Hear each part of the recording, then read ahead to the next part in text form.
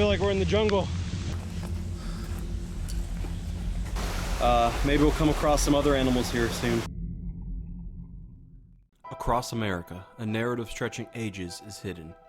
In its chapters are stories about lost treasure, mysterious encounters, strange sightings, and forgotten history. I'm Paul Daigneault, and with my team at Pexped, I plan to unfold these stories and bring them to light using whatever we can to decide their fate on American myths and legends. While scrolling through TikTok last week, I came across a video about a group of teens using an app called Randonautica to randomly generate coordinates across a short range.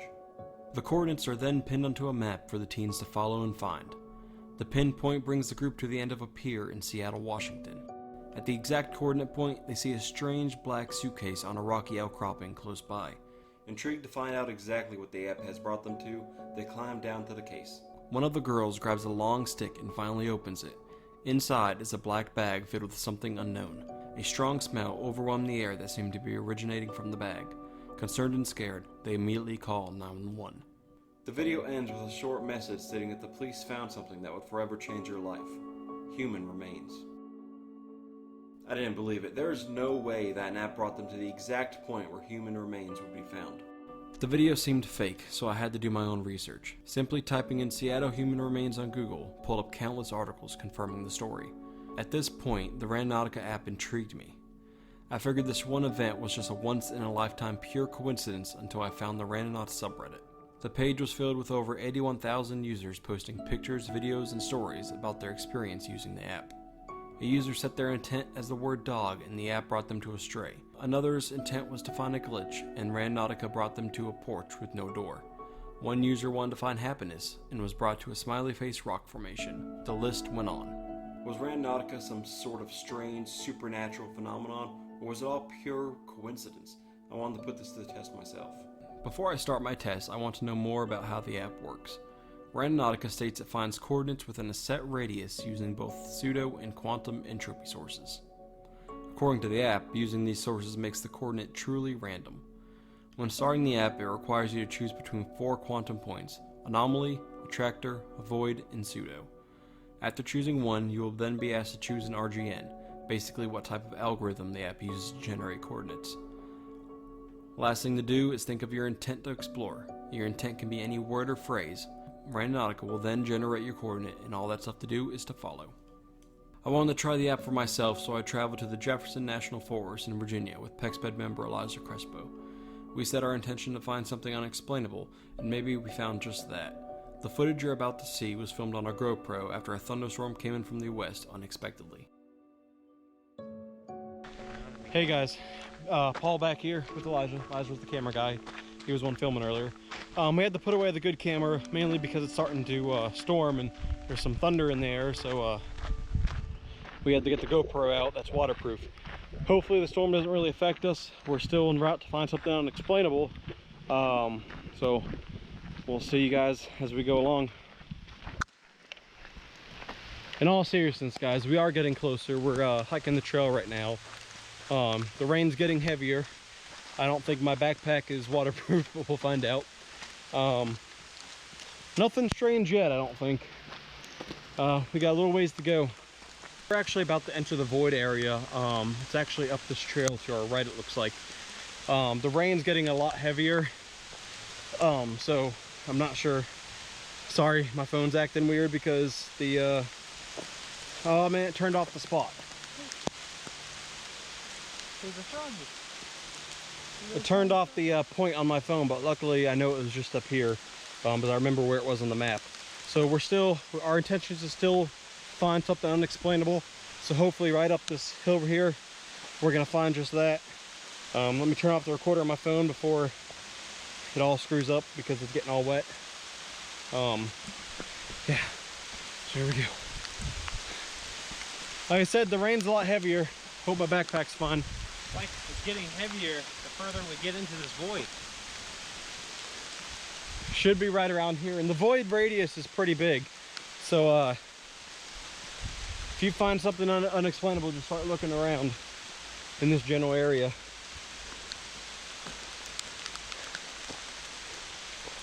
It's a really pretty trail if you see.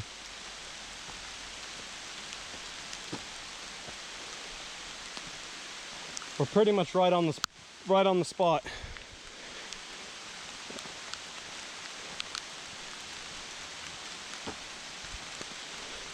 So far I don't see anything. I just know I'm getting soaked. I really wanted to film this. Oh. I feel like we're in the jungle.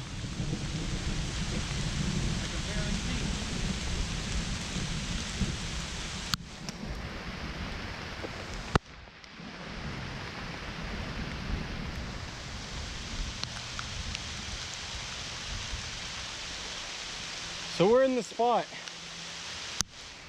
I'm not really seeing much. I think we'll go up a little bit further, but we need to start getting back to the car because my bag's not waterproof. Hey guys, so me and Elijah's walking back to our car. We were just thinking about the experience we had, and you know, maybe you can't really take it literally all the time that you're gonna find something. Maybe what's unexplainable is why it suddenly started raining as soon as we got here, because as far as I know, they weren't calling for any rain today. And it's been nice pretty much all day. It's been really nice, and like I said, all of a sudden when we got to the lake, it started raining, and we were able to film the beginning without any rain. It's really as soon as we started getting towards the void where it started just downpouring. Maybe it's just a coincidence, or maybe that's what the app wants us to find. Maybe that's truly what's unexplainable. What's your opinion, Elijah? That's what I was thinking, honestly, because it wasn't raining at all until we pretty much, like, it was fine. It was just barely sprinkling.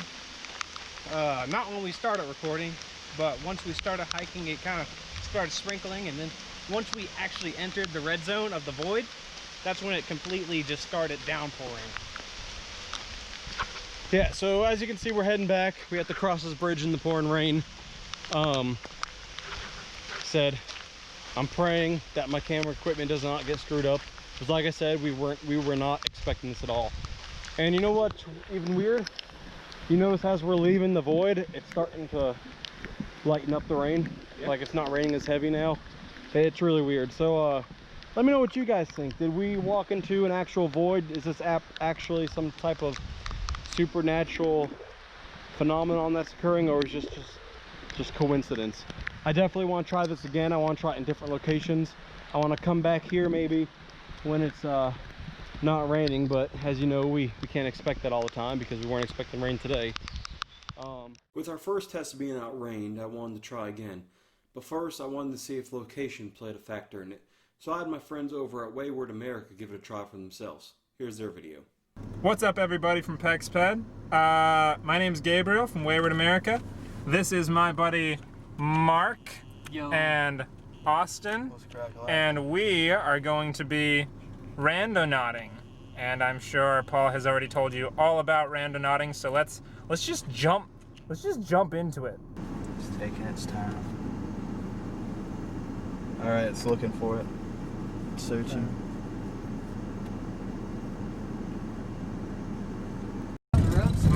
What I asked for was a representation of God. So I don't see anything. I mean, I see a Zaxby's takeout container. I don't think that counts. Alright. What if the rocks were the representation of God? Because he is our rock. After Wayward America's attempt to try to find the void, me and Elijah wanted to try for ourselves one last time. So this time we went to a different location in the George Washington National Forest, Caldwell Fields. Hey guys, Paul here. So we found a void point located in Caldwell Fields in the George Washington National Forest here in Virginia. We're not too far out of Blacksburg actually, but we're following this void point. It's leading us into the mountain, actually on this little trail right here. So we're gonna see where it takes us, and hopefully we'll find something interesting.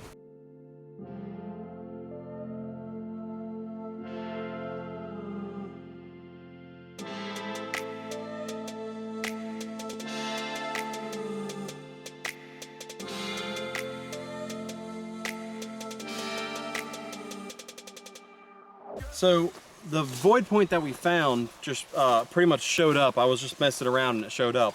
So there was really no intent. But now that me and Elijah are thinking about it, we want to find something mysterious, something just strange, sort of like last time.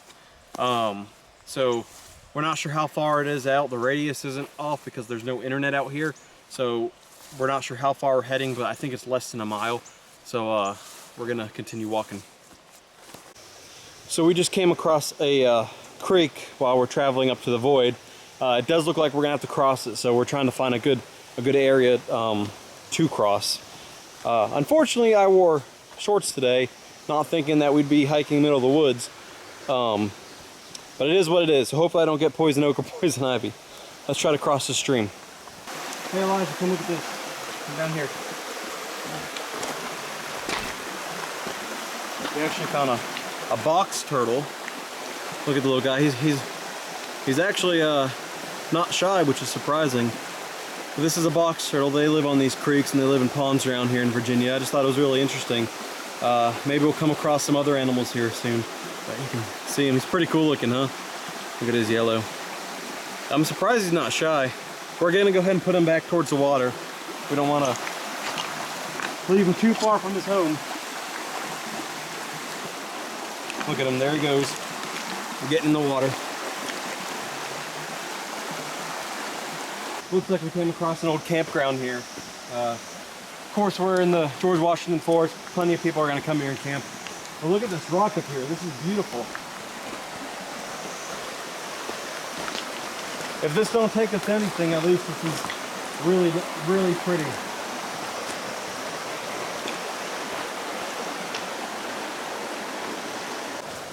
So we're getting closer to the void, but the only problem is the void's on the other side of that rock formation that we just showed you. So we're gonna head downstream a little bit and see if there's any area where we can cross over without having to climb a bunch of rocks. There's still a trail here, so we're gonna follow that for now, but we're getting closer.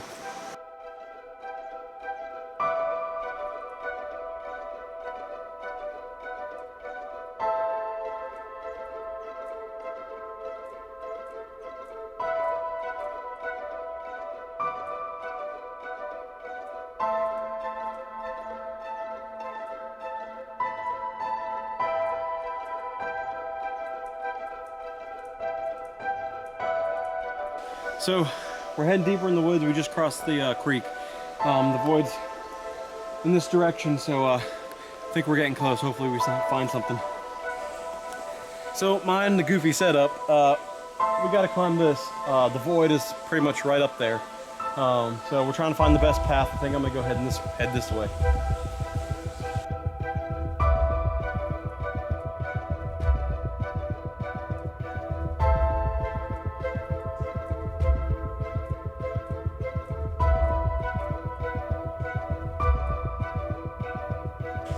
So we just finished climbing that rock wall. We're nearing the void. We're both out of breath. So hopefully this was worth it and we actually find something interesting over here. We're pretty close now. So we're pretty much on the circle, the radius of the void right now. And we came across a couple survey flags pinned on the ground next to this tree right here, these orange flags. Not really weird and mysterious, but it's strange that there's multiple survey flags. You know, usually when you're marking a property line, you just have one flag to mark the line and you keep going, dotting the land. It's just weird that there's multiple here. I'm not going to say that's what the void brought us to. We're going to keep looking around the radius and hopefully we find something. So we're still in the radius searching around, and it actually brought us to this little stream right here that leads up the mountain. The we don't know how big the radius really is, but the actual center of the radius is pointing up the creek where the stream's coming down the mountain. So I wonder if the void is signifying where the water comes out of the mountain, like the mountain well. I don't know if we're gonna make it up there. It seems like a very difficult path. There's really no more trail for us to go. So we're gonna search this general area real quick, and if there's nothing that we can find, we're gonna start heading back the way we came. So while we were climbing down the stream, we actually found this, at the bottom where it met the big creek. There's actually fossils in this rock, if you can see some shells here. Shine the light. Right there.